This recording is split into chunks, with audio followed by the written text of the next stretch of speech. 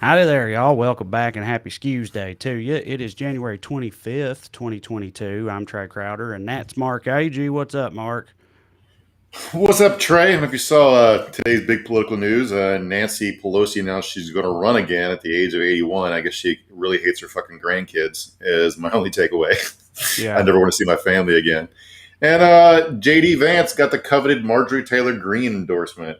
Oh, get Um, that MTG bump. That's right. yeah, he tweeted they were going to team up to take down the scumbags. So All JD Vance right. acting like a tough guy is so fucking funny to me. Anyway, Josh Mantel's still going to kick his ass, so it doesn't even matter. But Yeah, I was going to ask if Jeb, there had been any. I know that the last time we talked about it, he wasn't faring too awfully well in that particular race. And anything changed on that front? I haven't looked at their polling recently. Let me check it real quick. I don't think so. I mean, what would make he was like trailing by a bunch. I don't Yeah. know what would make him be able to come back. Well, the Anyway, I think MTG he's gonna. bump, of course. That's what. Uh, Yeah, And yeah, Nancy Pelosi, she's 82 years old. I cannot imagine wanting to do anything, let alone that job at 82. I guess you just, I don't know. That people, all the people in power, they never ever want to walk away. Must be intoxicate. Must be something to that whole power deal, Mark. It must really be yeah. something because nobody ever Have wants to you give any semblance of it up.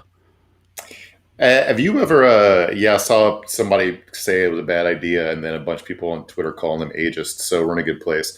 Right. Did you ever read the sci-fi book series Foundation or the Apple TV Plus series based on the No, I books? know what it is. It's one of those things. It's like I've always meant to read and just haven't. And I love sci-fi too, so it's a glaring Yeah. omission. But no, I haven't. So the central premise is this space empire is run by a genetic dynasty of clones. This guy's been cloning himself for 400 years, and there's like he'll age out of retirement. There's three of them alive at any point. There's a baby being trained to be the leader. There's the emperor, and then there's the retired emperor who's like there for advice and counsel or whatever. Anyway, the big climactic moment, the first episode of the pilot, is the scientists tell them how why they're failing and society's dying is because there have been no new ideas or new blood in leadership for 400 Right. years. Anyway, just popped in my head for no reason. Yeah, no reason at all.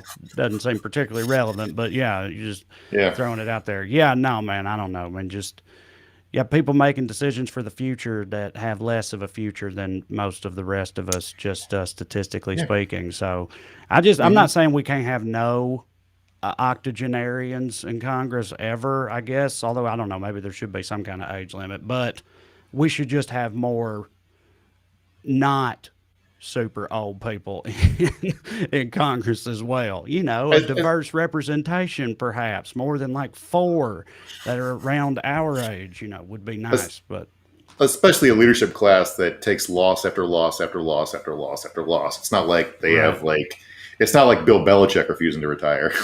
It'd be like, right, I don't know, whoever the Raiders interim coach refusing to retire.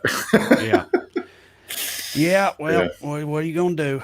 Anyway, we're here, and with us, as always, is producer Matt. This is Weekly Skews. First off, if you are vaccinated and want to see me live, you can go to wellreadcomedy.com for tickets. I'll be in Indianapolis this weekend, and a lot of fun places after that as well. We hope to see y'all out there. Now, on the show tonight, we're going to discuss the latest in a seemingly endless line of completely absurd and totally made up conservative controversies, namely sexy candy and reverse racism. Now, I know the latter has been around for a while, but they've put a fresh new spin on it this time, and it involves, you guessed it, COVID 19. Also, World War III was trending yesterday, so 2022 is off to a rollicking start. We will touch on the deal with Russia and Ukraine a little later. But along the way, we got some fun stuff for you, beginning as always with the Daily Dumbass. Matt, graphic, please.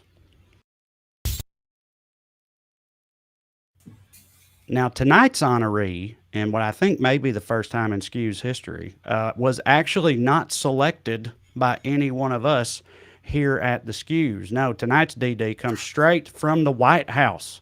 That's right, because the dumbass of the day today is, according to Joe Biden, Fox News' Peter Doocy. Matt, play that clip.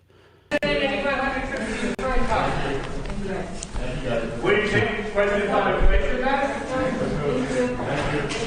Do you think it places a political liability? That's a great asset. More inflation. What a stupid son of a bitch.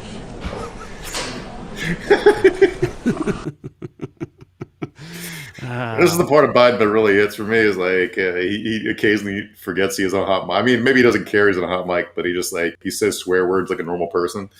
And so if you can't quite make it out because Ducey's not mic'd up because it's not a press availability. It was just a presidential proclamation or announcement or whatever, and they yelled questions at him from way in the back, which is they do a lot. But so the question he asked was, do you think inflation is a political liability in the midterms? And what he said was, no, it's a great asset. More inflation. What a stupid son of a bitch. That's a great response to that question. That's a really stupid question. Like, a stupid question gets a stupid answer. It's what they say. Yeah, no, I really like hearing the president call someone who I also feel to be a stupid son of a bitch, and, it just does it for me. I mean, I made a video about this today, and I was saying, like, they got incensed, talking about how he's the most negative president toward the media ever, which is laughable considering how Trump was with the media, obviously, but they just always get all pearl clutchy about decorum and shit anytime a Democrat does anything like this, and then they turn around and fucking, get a cardboard cutout of Kamala Harris and flip it off and call it names and shit and post it on Twitter and do all kinds of wild stuff. So I'm all for it. We're a bunch of. It's weird because like we think of like British people as being stuffy and uptight, but they tell their leaders to fuck off to their face. We talked about this before, but we need a queen to do the pomp and circumstance so we can treat our leaders like regular people and they can argue with us. So they like, if you watch Prime Minister's Questions, which is like once a week, the Prime Minister has to go to the Parliament and be straight up fucking heckled and roasted, right? Which is great, and we should have that. And they also snap back and do it's right almost up to the line of your mama so fat jokes. And it's okay to spar with the I don't care. Maybe everyone was getting so goddamn heated about that last night. But some guy said it was the greatest threat to press freedom in our lifetimes. It's right? Like he just called one guy a stupid son of a bitch. Yeah, and he even backtracked from it. If you got that second video, Matt, this is the part that actually bugged me: is Biden getting less based. We have some news tonight. After years of clips of the president and I kind of mixing it up on the campaign trail and during the transition and here at the White House, within about an hour of that exchange, he called my cell phone and he said, "It's nothing personal, pal." That's good, though. We went back and forth and we were talking about. Yeah. So here's the thing. That's not an apology. Saying it's nothing personal is not really, I'm sorry. It's just saying it's nothing personal. It's just an observation that you're a stupid son of a bitch. Yeah, right. I know. That's what I thought, too. It's like it's like he's saying it was, it's like, it's all business. It's just politics is what it is. Me calling you a stupid son of a bitch. It's nothing personal. You're right. It's not the same thing as him saying, like, I shouldn't have said that. I mean, I wish he would have said nothing at all after this, other than just like, maybe he shouldn't have been acting like a stupid son of a bitch, and then maybe I wouldn't have said it. But he should apologize to me, really, for being a stupid son of a bitch. That's how I feel about it. That I would have preferred that response, but what are you gonna do? A couple of things about this. One, someone dug up a video of John McCain also asking why we'd ask such a stupid fucking question, which is one of the few things John McCain did good in his life is roast that guy to death. But if you're wondering how he has that job, his dad is Steve Ducey, who's one of the dumbest people on television on Fox and Friends. So he's the dumbass fail son of an even bigger dumbass. And ain't that America? Yeah.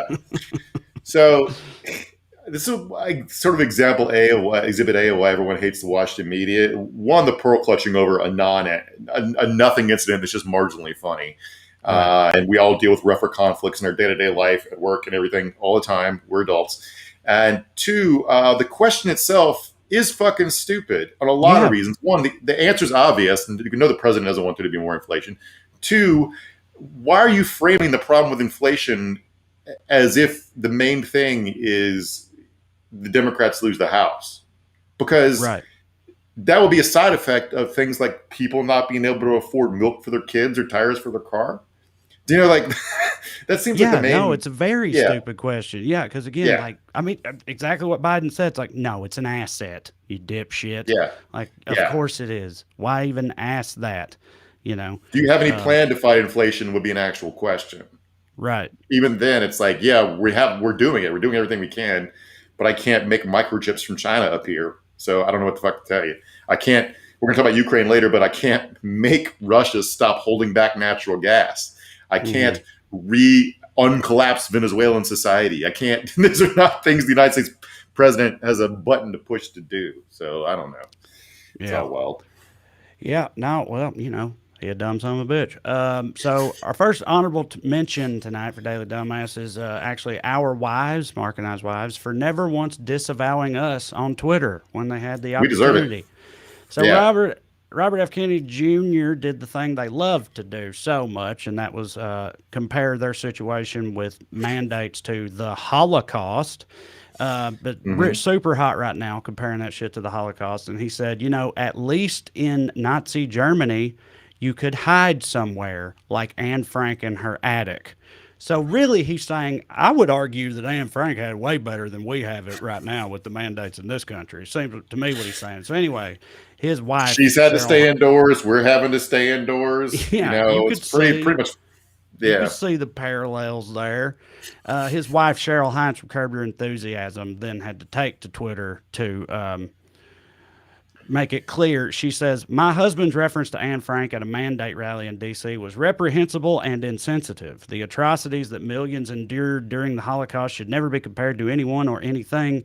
His opinions are not a reflection of my own. I know every relationship. I know every relationship is different, Mark, but like, Yeah. this is wild to me. Thinking about this like dynamic, like I don't know. I mean, I had I've got ex-girlfriends who now will be all up on Facebook trying to recruit people to go to Parlor and shit like that, and mostly all I ever think is, "Whew, buddy, glad I dodged that bullet." I just. Yeah. I feel fortunate that me and Katie mostly agree on shit like this because it just seems like you'd always be having to go on Twitter and apologize for their sorry ass if you were married to somebody like that. It just seems like I don't know. So I wouldn't want that. I don't think. Yeah. I mean, marriages can survive a lot of differences. Some people even have interfaith marriages, but disagreeing about Anne Frank seems pretty irreconcilable. Right, that's what I'm saying. Like the fun, if you're not on that page, like it would seem to be a big dividing line to me. Like you're either with that or you're not, and if you're not with that, you're pretty damn not with that. Yeah. It just seems like it would come up periodically. Yeah. To me. I don't know what's going on with political dynasties and the extended Curb Your Enthusiasm family, but like I don't know if you remember, like, she's married to RFK, but it was Larry David's ex-wife that allegedly broke up Al Gore's marriage. Oh yeah. Yes. Yeah. So crazy things going on around there. RFK Jr. is a fucking moron and he's dangerous. And these people love to compare everything to the Holocaust, except like they know everything about the Holocaust except the big thing, right? It's like the problem with the problem with Nazi Germany was not that Anne Frank stayed indoors. It was the reason she was hiding in the first place. Do you know what I'm saying? Right. It's like, plus there are a bunch of Holocaust deniers in this movement. So it'd be like, this is just like the Holocaust, which by the way is totally exaggerated. It's like, what the fuck? Yeah. Yeah, no, it doesn't make any sense. But they're like, it's just the persecution complex they have, and what, there's no higher level to reach for in the like persecution Olympics than going to the Holocaust. You know what I mean? Like they're going to be like, we basically have it just as bad as people in the Holocaust did, and no one's talking about it. Everybody's just fine with what is being done to us, and it's pretty much the Holocaust if you think about it. And but if they you think about it real hard, squint your eyes. Yeah. Yeah, no, they love it. That's like page 1 of the COVIDiot dipshit manual, page 1, chapter 1. But all right, what we got next here. Our next honorable mention for Daily Dumbass is other congressmen for not understanding how to multitask. That's right. So Madison Cawthorn, Heil on wheels, as I call him, was part of a part of a Zoom-based committee meeting about veterans affairs, and it had to do with the danger that veterans face with like burn pits and things like that, and it's Yeah. serious issues. And on this Zoom call, he thought this would be a good opportunity to clean my gun. I guess we got a screenshot or a clip or something here, Matt, that shows him doing it. Madison Yeah, Cawthorn, just kind of, during this Zoom meeting, which unfortunately we don't actually have the video for, but there was somebody in the meeting who took the screenshot. Well, look at that. All right. Cleaning his gun. Cleaning his gun. So yeah, he's a fucking dumbass. He's one. You're not. He was apparently in his congressional office, and carrying guns is illegal in D.C. But there is a congressman give themselves a carve out to keep guns in their own office, because of course they did. So somebody asked the Daily Beast asked Cawthorn's office if he thought it was appropriate time to clean his firearm, and his communications director responded, "What could possibly be more patriotic than guns and veterans?" Yeah. Okay, so. That's a dumbass thing to say for a lot of reasons. One, like 90% of the military support staff, not combat troops, because for every guy doing the fighting, you got to have like 9 to run his payroll and run his blood work and keep him fed and gas up his truck and shit. So guns aren't even a big part of it for most troops. But second, the context of like what this hearing was about. If you guys don't know how burn pits work, the first episode of Jon Stewart's new show, they went in depth on this, so you can go learn all about it. But so when you invade a country, you've destroyed the infrastructure or are living outside of it, because the country you invaded is not going to pick up your fucking trash and shit. So what they do is they dig a big pit, and all the waste goes into it. We're talking, physical waste, like your turds and whatnot, also your food waste, and discarded munitions and all that stuff. What you do is you cover it in jet fuel and burn it. Now it turns out, as you might expect, those fumes are noxious and give people a lot of health problems, right? One of the many sacrifices our troops make for us is getting cancer from inhaling burning jet fuel on top of turds, on top of old munitions and old car parts and shit. So, he wasn't even listening to the hearing is my fucking point while he was cleaning his gun. So. No, I feel like he was sitting there thinking, like, in his head, he's like, like troops aren't the only people who's got guns and stuff, like I got a gun too. Just so everybody knows, like I'm pretty cool. I'm pretty badass. Like these troops are. It's just like I don't know. Just got to display some manhood. Been a while since he whipped a tree's ass or anything like that. So just got to pull a gun out and polish it in the middle of a hearing. Yeah. I mean, if you've seen his videos of him shooting, he shoots a handgun like it's a machine gun. Like we're just kind of spraying and spraying. So it probably needs a lot of cleaning because he shoots 100 rounds for every one thing he hits. He don't hit in any way. Can't even shoot a fucking gun. So anyway, that's it for him. Fuck him. Yeah, he is the worst. So let's see what we got next. Honorable mention. We got this guy, this Missouri state rep, who had an interesting response when he was criticized for calling COVID the China virus. And that's all. That's actually all I'm going to say to set this up so we can watch it and then talk about it. Because just keep in mind, he got criticized by a colleague for calling COVID the China virus. And then this is how he responded to that. He's also very anti-critical race theory. Of the point of origin for a pandemic, China is a country. And I appreciate that. The Spanish flu is such, the Spanish flu. We are not denigrating Spanish people. The German measles are the German measles. We're not denigrating the Germans. And for the record, I love dumplings, I love black-eyed peas, and I love cornbread. So I appreciate that. All right. Yeah. All right. That's it. So, all right. We'll circle back to how dumb is it? But why does he think? I was trying to figure out why cornbread. I have no idea. It's like I don't know, because he says dumplings, and I assume he means like Chinese dumplings. This whole thing is like, I'm not trying to denigrate China by calling it the China flu, okay? Just so you know, I love dumplings. You would expect me. I love dumplings. I love rice. I love, Kung Pao chicken. That's what you would think, but he starts with dumplings and then pivots to black-eyed peas and cornbread. It's like his other racism just seeped in. You know what I mean? Like he just went on racist autopilot or something. I think the guy that criticized him was a black colleague of his, so he's like looking at a black guy while defending this other racism, and his racist brain got confused, and he was just like, So he's saying man, I love black eyed peas and cornbread and stuff. I don't. So know. he's saying black eyed peas and cornbread are soul food, until he got to cornbread, I was like. Until he got to cornbread, it sort of made sense for me because maybe it's like, okay, I like dumplings; those are Chinese. I like the black eyed peas. They have one member named Taboo, who's half Asian. Right. So okay, I could have made it track till he got to cornbread. And I don't know what the fuck he's talking about. Yeah, but yeah, yeah. If he'd said like, I love dumplings, I love black eyed peas, I love like Hong Kong action movies, something like that. It'd be like, oh, if the middle reference was actually the musical group, the Black Eyed Peas, that would be pretty hilarious. But yeah, no, I don't know what the hell that was about. I love anime. I love hentai porn. I love all of it. All right, let's see what we got next. We got the FBI for not putting a spoiler alert on this footnote in this. What do you call these, Mark? This legal documents, deposition. What do you call this? I think it's just part of this guy's indictment. Yeah, it's a court filing trying to get this guy held, this January 6th defendant held into custody. Yeah, so they're trying to get him remanded because he will not follow any orders. This guy has apparently lost like 5 jobs in the past 12 months because he won't wear a mask or get vaccinated. So he's a great dude all around. But anyway, so he apparently. In a text message a couple days after January 6th, bragging about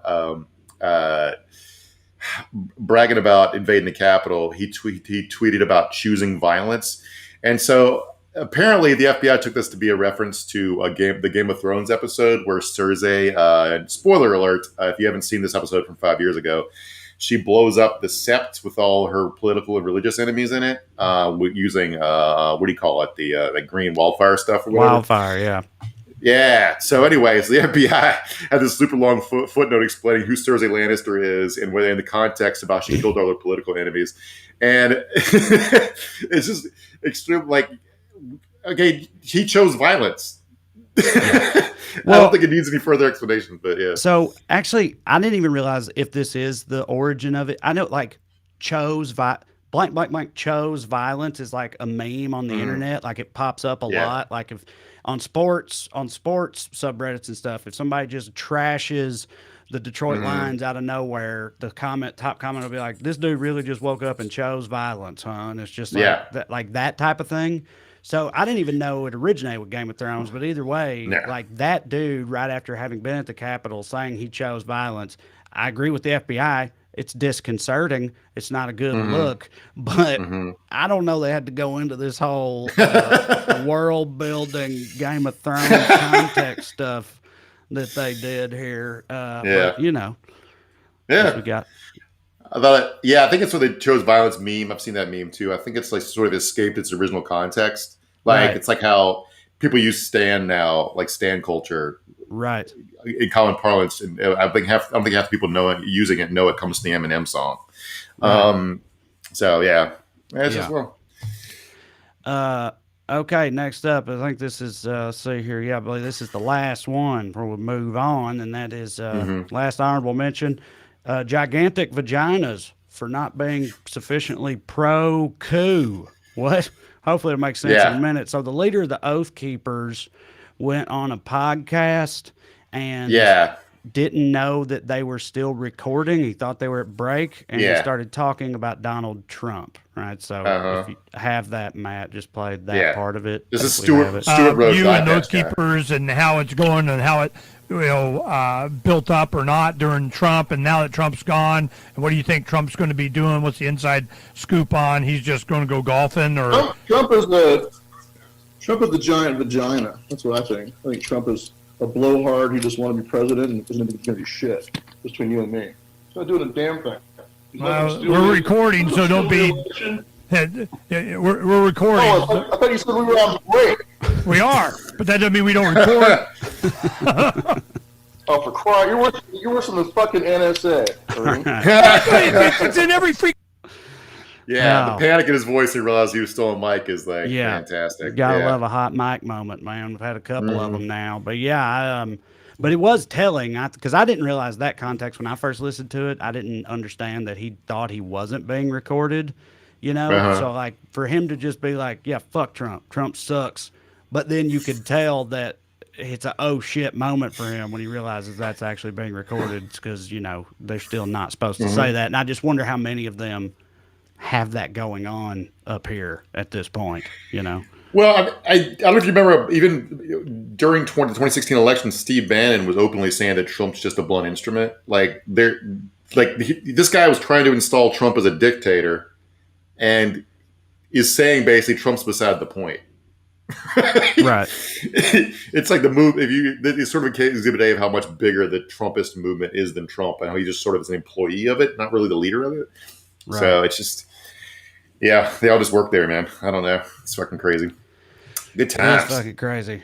Speaking of fucking crazy and good times, let's get into it. The aforementioned controversies got them all riled up on the right. Let's start with the sexy candy. We got Mars, the Mars Candy Company, just coming way out of left field with this, Mark. They redesigned the M&M's characters, and not everybody's happy about it, including Tucker Carlson. We'll start with that clip there. Producer Matt, if we got it. Says it's loading. Maybe we don't. Maybe we don't. Now we the brown M&M has, quote, transitioned from high stilettos to lower block heels. Also less sexy. That's progress. M&Ms will not be satisfied until every last cartoon character is deeply unappealing and totally androgynous. Until the moment you wouldn't want to have a drink with any one of them. That's the goal. When you're totally turned off, we've achieved equity. They've won. All right. Man. So he's telling himself in a lot of different ways. I mean, God. So one, I too am very mad at the Mars Candy Company for taking the green M&M out of my spank bank. But all they did was change the shoes. So not only are they saying they want to jerk off to M&Ms, but specifically the feet. Yeah. Yeah. So, right. Because they made the brown M&M, they lowered the length of her heels, and the green M&M, they switched her from go-go boots into like Adidas. Yeah. Right? Now, dude, so the woke mob don't want you jacking off to Sentient Confectionary's footwear anymore. Yeah. I hope everybody's happy about that, because jacking off to Sentient Confectionary's footwear has been canceled. Okay. Yeah. So, and there's no going back.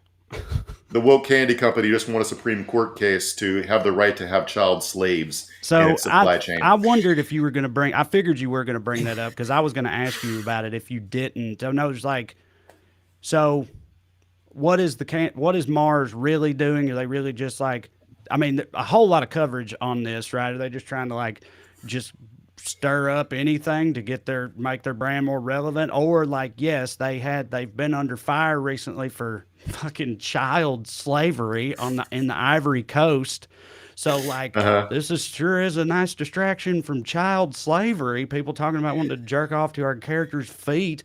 Like, that's way better than the alternative, like a smoke screen or just any and all of the above, or none of that. They just rebranded and it's just happening. Like, I just wonder what you think about all those things.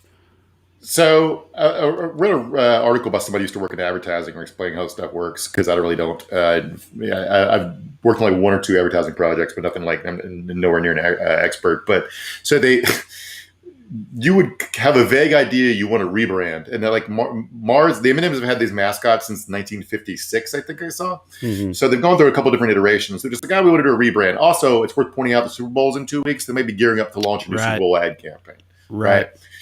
So you go to an outside ad agency. It's like, hey, we want to redraw these cartoon characters, and then the ad agency does their work for whatever overpaid their amount. They can justify their employment, and they come up with a rationale for why the character is going to look a little different, right? It's all reverse engineered from just wanting to update your branding. But try to hang some cultural meaning off of it. First of all, Mars did that too, which is fucking stupid. Nobody cares. I don't think the right wing knows that we all roll our eyes at this shit. Nobody cares if the green M&M is too sexy. Right. Yeah. Yes, I'm glad you said that too. It's not like anyone on the left is like, what a victory. Matter of fact, I saw some liberal had tweeted, I'm sorry, I don't remember who it was. I just saw it when this was first happening. It's like, well, we couldn't get universal health care done or voting rights, but hey, at least we got woke M&Ms. Like at least the orange M&M is openly dealing with his mental health issues. It's like, yeah, no one, like you said, no one is like celebrating that they did this. It's just most people don't give much of a fuck. We're talking about it right now because we're making fun of how outraged they got over them doing this, but nobody on our side was like fucking cheering in the streets because of Eminem being more body positive or whatever the hell all they did with the M&Ms. Yeah, I mean, they try to make it vibes and personality based because they can't make it more body positive. Right. M&Ms are round. Because they're M&Ms. They're all shaped the same. Yes, exactly. They're already a literal rainbow of colors. You can't do nothing with that. And yes, they're all just circles. So all they can do is put new fucking shoes on them and stuff. If they want to switch it up at all, give new shoes and make one of them a little antsier in the ads or whatever. And then they put all these like corporate buzzwords in the press release. But I read that article you were talking about also. And they pointed out in there, they quote the M&M's press release, and there's a bunch of shit in there about like the importance of self-expression and voice that is more inclusive and unifying and all that type of thing, right? And then later in the article, they post a quote from a different press release from a different company, and it sounds very similar. It's like, we live in a diverse world with different ideas and different perspectives that must come together and make great things happen. We're deeply committed to diversity and inclusion, including attracting and promoting diverse talent across our company. The exchange of different ideas and viewpoints drives innovation and inspires powerful storytelling, all this type of shit. And that press release was from Fox News. So it's just, that's what they all are doing and saying right now. That's how any kind of corporate America shit works. They have their buzzwords. They go, whatever's most synergistic, Mark, or whatever, that type of shit. And that's just what they do. And that's what Mars is doing right here, just like it's what Fox News was doing with their press release. And it's just, Mars makes fucking candy. Everyone involved in this is cynical as hell. Like the only honest actors are the voice actors who show up to voice the M&Ms and go the fuck home and forget about it. But Fox did a whole week on this. If you have this gut-filled clip, remember, this is Fox's flagship comedy show. Here's the gut-filled bit if you haven't had. No, he don't have. Producer Matt said he couldn't get that one to download. But it's just, they were. His opening line was, "Well, M&M's." He said, "Well, M&M's still melt in your hands, even if they're trans." That was his joke. Trans, because it rhymes. Yeah, and they've been hitting that transition real hard in the brown. Like the brown M&M will transition into. It's like they're heavily implying that the M&M is trans now, even though that's not part of this new lore. That it's not part of the. They don't have genitals. Yeah, right. Be kind of hard to transition from one, genderless confectionery to another. But all this stuff does serve a larger purpose, and we'll get to that in a second. But like, I want to show this awesome Ben Garrison cartoon. You want to play the video now, Matt? No. It's just showing the screen grab. Yeah, who better to commit to a world more moments of fun by increasing a sense of belonging around the globe than M&Ms? Yeah, he's talking about the cynicism in their press release, which it is cynical. Their fucking corporation exists to sell sugar and give you diabetes. And they have child slaves. Yes, like fuck them. But anyway, they did catch on. It became a huge issue for everyone to the right of us. Apparently, here's the Ben Garrison cartoon with a. It's called the woke M&Ms. They're chasing white chocolate. You get that here? Get what's going on? They're chasing the white chocolate. It's a white M&M, which doesn't actually exist. They're chasing. And the green, one is yelling white chocolate privilege.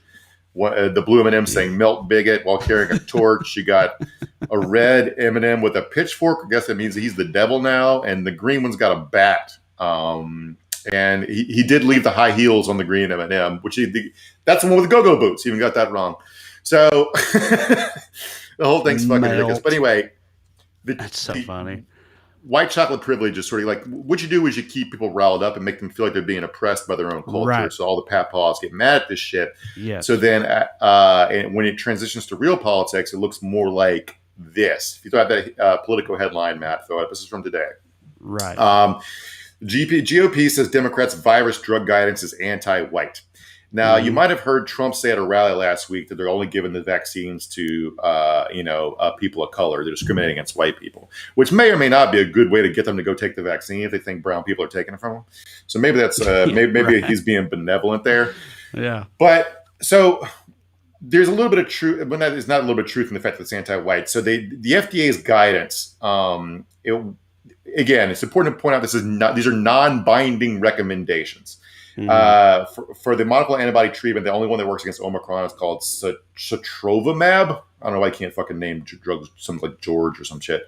So Sotrovimab is, they said that the guidance is that people of color may be at higher risk for severe COVID-19, and it's one factor among several that doctors consider when doling out the drugs, given that they remain in short supply. So because there's a huge shortage of monoclonal antibodies, so the FDA removed a couple from circulation because they don't work for Omicron. So Ron DeSantis was flipping out about that today. I think it's just, he literally accused the FDA and the Biden administration of trying to kill Republicans in Florida. So everything's going normally, but this is catching on among everybody. Senator Marco Rubio is among several lawmakers pushing the FDA to rescind the recommendation, calling it racist and un-American. I told you what Trump said. The Wall Street Journal ran an editorial blasting New York's version of the policy as unfair and possibly illegal. For Stephen Miller, remember our old White House policy advisor / sexy fucking dude, is suing New York over their policy and threatened legal action against Minnesota and Utah and rallied against the efforts as unconstitutional, immoral, and tyrannical. Now, this is in the context of a pandemic where people of color are dying at about twice the rate of white people. Now, that's for the FDA has been pretty clear. They're pretty sure that's for socioeconomic factors, not probably almost definitely not genetic factors. It's just because people are more likely to work jobs where they catch it, right? Right. White people are more likely to be able to work from home and also have the social connections to get better treatment and more likely to be insured. Yes. All the reasons that the world's unfair stack up against. So. But the end result of which is that people of color are more likely to die than white people from COVID. So it's a genuine risk factor, which is why it's listed under risk factors to be possibly considered. They've also clarified it's like the likelihood that any white person would meet the other criteria for getting these treatments, but then not get it just because they're white is like very minuscule, unlikely to ever happen. So it's just, it all is very not outrageous, really, and pretty logical and reasonable when you talk through it. But what they've landed on is they're trying to kill white people with COVID by refusing us the treatment because being racist against white people is fine now, and this is what the Democrats want. That's where they're at. If you don't believe it's the world's racist against white people, just look at the M&M commercials. They took away my feet to jerk off to. But anyway, despite the FDA recommendations, this is still America. So the system working normally, according to this article, monoclonal antibodies were given to Hispanic patients 58% less often than to white patients, no matter what the recommendations are. So it's not even having the effect that they're complaining about. Right. Yeah, it's because it's all made up. Like none of it is true or real, and it's just like it's their new. It's the next. They're attempting to make this the next thing, like critical race theory was, or whatever, or like with the transgender bathrooms or any number of other things that they just like seize upon, that they pretty much invent wholesale out of thin air to get pissed off about. And it works, because we've talked about critical race theory a ton and how much of a factor it was in your home state of Virginia's governor's race, so like the shit works, but it's very transparent what they're doing, or it should be. But if it works, why wouldn't they keep doing it? It's been 50 years or 60 years or whatever since that famous LBJ quote about how it's like you won't notice a man reach. You do know off the top of your head, you won't notice a man reach in your pocket if you're giving you somebody to hate or somebody to look down on or something like that. It's just like I can't believe this hustle still works. It's fucking crazy. It's fucking maddening. Because like social, no matter what the FDA says, social networks are social networks, right? Like we have people I knew that are very well off got vaxxed literally the day after it was approved, even though they weren't on any of the approved lists, right? And so because they had access to people who knew where to get it. The idea that white people need to be discriminated against, what it is, they're not vaccinated. They want quick access to monoclonal antibodies because that's what they've been promised in exchange for not being vaccinated. So the fact that it's limited supply, they see the guidance and they flip out. Well, just get the fucking vaccine. It won't matter. So anyway, that's my rant. We'll talk about World War III? I guess so, yeah. But you're going to have to, shocking to no one, you're going to have to walk me through this. I know that Russia's amassing troops around the border of Ukraine, and it's a hairy situation. I know that they're trying to get the band back together, Russia, the old USSR, maybe starting with Ukraine. It didn't hit for them, having to give out all that up. They're like, well, we'd like to get this back. And I know they annexed Crimea a few years back, and that was a whole deal. And now they're just trying to get the rest of they got the kit. Now they want the caboodle, so to speak, and this ain't good. Yeah. They've been trying to push disruption in Ukraine ever since their puppet was pushed out a few years ago. Because they don't like my understanding is in the Russian consciousness, Ukraine provides it's a buffer between them and the Western world, because Russia considers itself of the West, but also an Asian superpower, and they don't like people encroaching on them from Europe. Ukraine, to defend themselves, wants to be allied with NATO because of the joint defense agreement that they would come to Ukraine's aid if Russia invaded. Everyone thinks Russia's going to invade, so NATO doesn't want to let Ukraine in because they don't want to actually fucking fight for Ukraine. And here comes us, right? So Ukraine is a democracy. So that doesn't hit for Russia either. So they're building up troops. They moved all the physical assets into the theater they would need to invade. They haven't moved actual troops yet, but that's the last thing you do anyway. First you fly the tanks and trucks in, then you fucking mount up for war. And Ukraine's absolutely going to lose it, and that won't be good. In this environment, because no one thinks anyone's going to go to war to defend Ukraine. Russia holds a lot of cards because they own a ton of the world's oil and gas supply, so no one can really do much to them.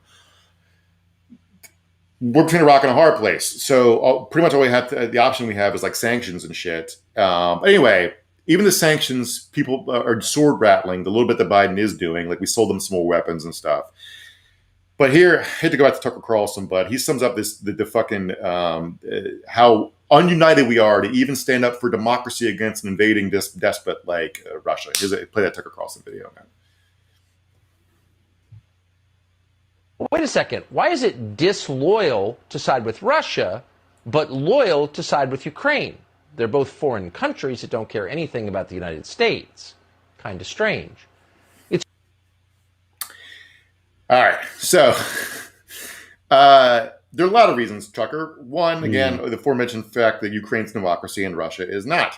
Two, going back a little bit here, and this is a real problem America has in the world right now, is we have no fucking credibility because we will not stand by our word once we change presidents. Happened with the Paris Accords, happened with the Iran deal. And Ukraine, when the Soviet Union collapsed, Ukraine had a bunch of nukes. All right. They had a bunch of Soviet nukes. And so we went to them and say, hey, give up your nukes and we'll make sure to defend you from Russia. So we took away their capacity to defend themselves in exchange for the world becoming less dangerous with nuclear weapons floating around. And now the bill has come due. And I don't know what we're going to do. All I know is that war is bad, but these fucking psychopaths are rooting for Russia. Fuck them. And even like the amount of disinformation is like Marjorie Taylor Greene, we have to play the video map, but she said that essentially the only reason Biden's defending Ukraine is because they have dirt on Hunter Biden. So anyway, thoughts and prayers to the Ukrainian people. You're probably on your fucking own because we're, I don't know. Yeah. It seems to me not having a firm grasp of the whole deal at all. It feels like Russia just decides to do this, then they're just going to do it, and then that's what's going to happen. And I know Ukraine has said, like, we're going to fight back, we're going to defend ourselves, and I'm sure they will, but probably won't go well, and I don't expect anybody to do much in the way of stopping or helping or anything. I mean, the levers we have to pull are like Russia's already under pretty quickly economic sanctions. Somebody asked Biden today if he'd approve personal sanctions against Vladimir Putin, but like Putin's money stashed all over the world under various, like it's laundered, but he's like he's probably the richest man. Like he's probably the richest man in the world, richer than Bezos, even though on paper he makes like $400,000 a year. Right. And I don't know what we could actually do. We could annoy Russian elites by making it so they can't go to their see their mistresses in France. That's about it. Yeah. All right. Well, yeah. You want to talk about Kid Rock, Trey? Sure. Why not? No good segue for that. Get into Kid Rock. But yeah, Matt, you can start looking at comments and stuff and putting them up there if you want to, but go ahead, Mark. Yeah. What about Kid Rock? Oh, Vegan Lee from YouTube says, hit the like button, like, subscribe, and all that stuff. Share, tell your friends. So, thank you, Lee. Appreciate it. Kid Rock dropped a new hit today. It goes hard. It's called We the People, and the chorus is, we the people, let's go Brandon. We the people, let's go Brandon. We the people, let's go Brandon. We the people. So there you go. Trey doesn't want to play it. You can go find it on YouTube. He's afraid because sometimes we get flagged for copyright violations for playing for showing clips or with music. Yeah, music especially. So I'll just read you some of these lyrics. We the people and all we do reserve the right to scream "fuck you." I'm on board. Okay, wear your mask, take your pills. Now whole generation's mentally ill. I mean, that's probably true. Then he yells, fuck Fauci. COVID's here. We're coming to town. We got to get quick. Shut our borders down. Joe Biden does. The media embraces. Big Don does it, and they call him racist. Kid Rock used to really hit for me, Trey. Yeah, me too. I'm white trash, dog. I grew up in multiple trailers. I fucking loved Kid Rock. You kidding me? I was a huge fan. Got my mom a Kid Rock box set just a few years ago for Christmas, and she was real fired up about it. Yeah. But yeah, he then he does the wonderful chorus you already read, and then the next the bridge, I guess we'll call it, is just fuck Facebook, fuck Twitter too, and the mainstream media, fuck you too, yeah, you. A little later he says, you piece of shit, I don't see color. Black Lives Matter. No shit, motherfucker. That's what he said. Hey. So, live show emergency. My wife locked herself out of the house with her keys in the car without running. I go let her in her apartment. I'll be right back. All right, go ahead. I'm going to keep going. So, but the thing I like about it is, so I already read y'all the shit that he said. So, half of this song is him saying, fuck this, fuck Fauci, fuck Facebook, fuck this, fuck you, fuck everybody, fuck all that. Black Lives Matter. No shit, motherfucker. Right? And then the other half of this song is, we all bleed red, brother. Listen to me. It's time for love and unity. Then back to fuck CNN, fuck TMZ, and you social media trolls, you can suck on D's nuts. That's what's up. And then if you're down with love and want to make things he brought better, back D's nuts, Trey. He brought back D's nuts. All we got to do is just come together. And then, he vacillates wildly back and forth between fuck you, D's nuts, suck it, and all we got to do is join hands and love each other, and everything will be all right. So, I wonder why he turned on TMZ, because TMZ was, I mean, all the tabloids were thoroughly pro-Trump in 2016. Harvey Levin was good friends with Trump, helped cover up a few of his scandals. And I think after Trump won the election, his first interview was Harvey Levin, giving Harvey Levin a tour of Trump, of his Trump, the Trump building, Trump penthouse. So, I don't know. Anna Ledford Anafi from Facebook says he rhymes two with two. Yes, but also with you and you and then two again. But yeah, he switches it up, you know. Yeah, I mean, rappers take a lot of liberties with what rhymes. Kid Rock's a bad rapper, but it's still within bounds of the art form. Whisper Mason says, from all the F-bombs, it sounds like he's puberty rock now. All right, he's growing up. Yeah. Yeah, that's the thing. You pick a name like Kid Rock, you get into your 50s, you still got to just, you know, at what point do you become, he never was teen rock or adult rock, you know. You just stay Kid Rock. Yeah, it's like, I mean, even Lil Bow Wow dropped Little eventually. He's just Bow Wow. Right. So he looked around, he's like, I'm not little anymore. But Kid Rock, still living a kid dream. yeah, if everybody don't know, he's very much appropriated my people's white trash culture, Kid Rock, because he's like a rich kid from the suburbs of Detroit. He grew up in a house with a fucking tennis court and shit like that. So Yeah. he sold me on it though. Again, I ain't gonna lie, buddy, he was my shit for a while there. Courtney Brown on YouTube says Tucker's making some Russian coin somehow. That's my prediction. I mean, I don't know, but like Russia's hit for them for a long time because Right. it's essentially a white ethno state. They hate Muslims and they're hard on gays and they legalize domestic abuse. It's pretty much the old school Christian paradise, outside of, the communism. He makes his money by just like hitting the appropriate talking points, to get his people all riled up and whatnot. And in this case, it would be Russia good. They made it illegal to be gay, so of course they're good. It's like that Joe Biden is saying that Russia bad because of this. So, and Joe Biden bad to his people, therefore Russia good, in addition to Russia just being good already. So everything circles back to Russia good for the Fox News crowd. Oh, yeah, I saw that. Aaron McCullough on Facebook says, can we talk about Neil Young's stand against Spotify? I'm interested in this fight. Spotify's been problematic to comedians for a minute, so I'm fascinated. So the comedians thing, Roy Wood Jr., friend of ours and a brilliant comic and an awesome dude, I tweeted a whole thing about it where it was like, it felt like half of comics were like, yo, fuck Spotify. And the other half were like, what's going on with Spotify? And he's like, they're fucking us. Oh, well, fuck Spotify then. But it was like, it felt like it came up out of nowhere to me. And I know it hit Corey, got all his shit taken off Spotify overnight for no reason. And we're on the same album together. And mine were left up and his were taken down. So the whole thing was really weird. But it became apparent to me that they were fucking over comedians or attempting to. So, yeah, obviously I ain't down with that. I think it has something to do with, you might know a bit more than I do, but it's like the royalties, they weren't paying writing royalties or just paying the right? Is that right? There's this like organization that's been trying to like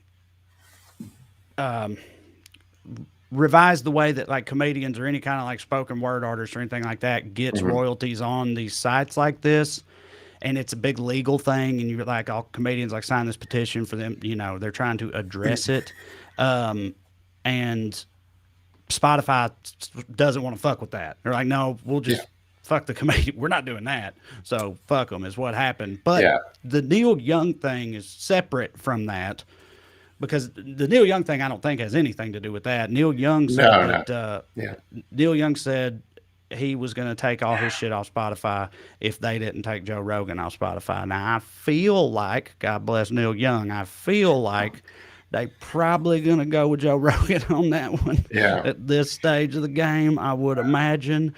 But, Neil Young's always been about that life. So, I think you would have to. I mean, the royalties thing had to do with the second half of this guy's question about being problematic to comedians for a minute. But so if you guys don't know, you can copyright a song, but you can't copyright a joke. So there's no writers' compensation for comedians. So, but the Neil Young thing, I mean, for it to be effective, it would have to be like Drake, and probably Drake like plus Beyonce plus Rihanna. I don't think Neil Young. I mean, I like Neil Young's music. I just don't know if it's going to be a powerful enough lever to have an effect. Because Spotify they invested $200 million in Joe Rogan for a reason. Like he's profitable for them.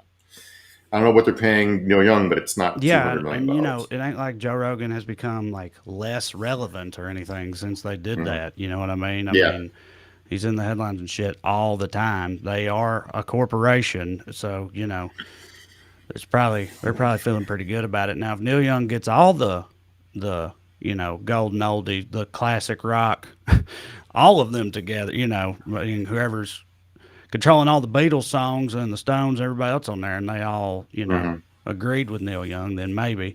But where were the Aaron? Oh, producer Matt pointed out that Mark called Aaron a guy. He said this guy. Oh. So sorry, I got my browser window. I couldn't see the first name. I'm sorry, Aaron. My wife's name's Aaron, so I shouldn't have. It's true. Presumed. But anyway, While Matt's looking for something else, you were going to tell everybody to get all their money out of crypto. Is that right? So crypto collapsed. like I think it's $1.3 trillion of value evaporated the past couple of days. But it's not a good investment for reasons we've made fun of before. But I don't know if you guys have been following what's happening in Kazakhstan, Trey. A big crypto like farm or whatever, crypto mining farm or some shit like that.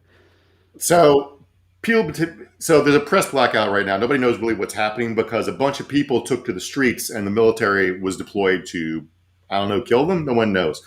But the reason it took to the streets is because no one can afford to buy gas for their car or heat their houses because energy prices have surged like a tremendous amount. And one of the root causes of this is that Kazakhstan has made itself into the world's #2 producer crypto mining country behind only the U.S. So, yeah, we're still #1.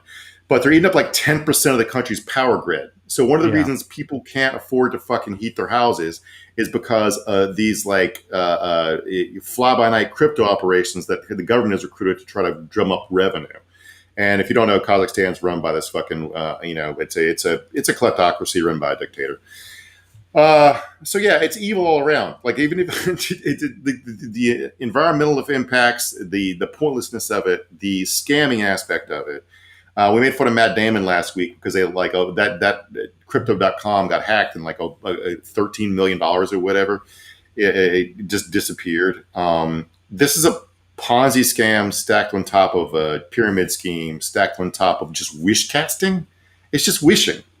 So anyway, Ukraine, Kazakhstan, all the places that are getting royally fucked for stupid ass reasons right now. Stay safe. Stay safe. The Kazakhstan Skews viewers. Yeah. Amy Upchurch Toodle on Facebook says crypto mining is so bad for the environment, which you touched on in the middle of that. That rant about it. It burns about as much power. I think as much power as like Europe per year. It's like it's fucking stupid. I think somebody compared the best explanation I ever saw of how Bitcoin blockchain works in real life is it's like leaving your car idling 24/7 produce Sudokus you could use to buy heroin. That's the whole fucking thing. All right. Cats and Jam on YouTube says Crystal, I believe that meant crypto, typo. Crypto is a friggin' pyramid scheme from what I could see. First ones in get paid by later suckers. First ones in get paid by later suckers, people that come later. It's not even insured. Shaking my head. No, it's a meme currency based on a joke. Right. Like we're like Bitcoin was a joke take on money. Dogecoin was a joke take on Bitcoin. Now there's Shiba Dogecoin. It's ironic take on Dogecoin. There was a Shiba Inu. Let's go Brandon coin. Yeah, we talked about that a couple weeks ago. Yeah. I should have bought some of that because I feel like that was poised to take off once people heard about it because people will buy. It's like a Trump collectible coin or something. People will actually buy it. But yeah, I never got around to buying 1,000 Let's Go Brandon coins for about 30 cents. Something like that. Yeah. All righty. Let's see here. Michelle Brereton says from Facebook says, can we comment on Georgia giving the green light to investigate Trump? They formed a grand jury. It's not even like an official grand jury. It's a grand jury that will investigate, then hand over their evidence to a real grand jury. I don't really understand. It's a step, but goddamn, this shit's moving so fucking slow. And 2024 is going to be here in a minute, buddy. Ain't it? Yeah. Thought everything like being terrible is supposed to like pain and whatnot was supposed to make time go slowly. I had thought, but shit's been terrible for forever, and it's just flying by. Yeah. The hits just keep on coming, as they say.